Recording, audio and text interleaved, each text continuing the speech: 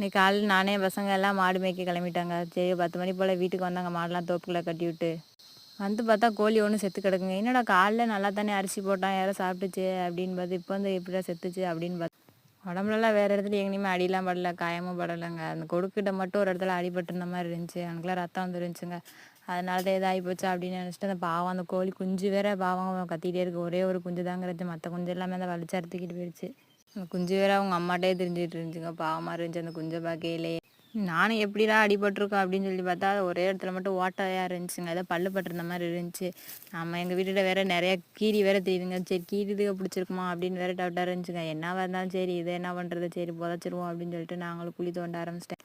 இந்த கோழி குஞ்சை பார்த்தா தாங்க பாவமாக இருக்குது, அது வேற கத்திக்கிட்டே தெரியுது. ஆனால் அப்புறம் அந்த நோண்டின குழியில் தானே கோழியை பறிச்சிட்டு வீட்டுக்கு கிளம்பி வந்துட்டாங்க.